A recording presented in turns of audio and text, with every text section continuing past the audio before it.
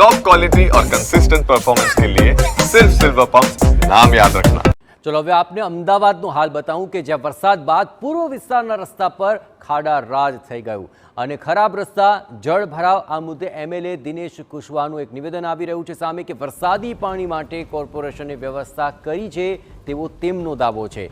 બાપુનગરમાં મોટી સમસ્યા નહીં હોવાનો પણ આ એમએલએ દાવો કરી રહ્યા છે। કહી રહ્યા છે કે દૂષિત પાણી અને પાણી ભરાવાની સમસ્યા ન સર્જાય તે માટે કામગીરી કરી લેવાય છે। નાની મોટી ફરિયાદો માટે કોર્પોરેશન સતત સંપર્કમાં હોવાનો પણ તેમનો દાવો છે।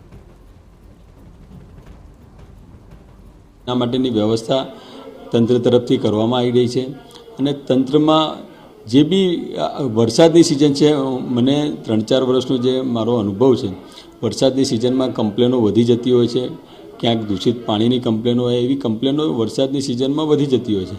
એના માટે તંત્ર બી સજાગ રીતે કામ કરતું હોય છે, પણ છતાંય ક્યારેક અતિવૃષ્ટિ હોય ત્યારે તકલીફ પડતી હોય છે। પણ હાલ બાપુનગર વિધાનસભાના જે વિસ્તાર છે જ્યાં વધારે તકલીફ રહેતી હતી, મારું 100% અનુમાન છે કે આ વખતે એ તકલીફમાં ઘટાડો થયો છે અને લોકોને બીજા વિસ્તાર કરતાં બાપુનગર જે ખરેખર ત્યાં તકલીફો વધારે હતી, આ વખતે તકલીફો ઓછી છે એવું લોકમુખે હું સાંભળી રહ્યો છું।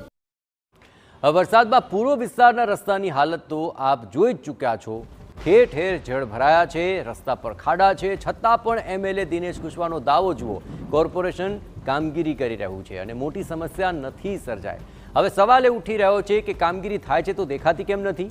વરસાદી પાણી ભરાઈ જવા, કેટલાક દિવસો સુધી પાણી ન ઓસરવા, કાદવ કીચડ થવો, ટ્રાફિક જામ થવા, શું આ બધી સમસ્યા નથી? ગટરો ઉભા રહે છે, રોગચાળો ફેલાવાનો ભય છે, તો કોર્પોરેશન કામ શું કર્યું? ઓઢવ, બાપુનગર, નિકોલ હોય કે ઠક્કરનગર, પૂર્વ વિસ્તારના રસ્તાની હાલત ખસ્તા છે। અહીં માત્ર વાતો અને દાવા છે, કામગીરી નહીં। અનેક ફરિયાદો થઈ છતાં ખાડારાજ અને જળ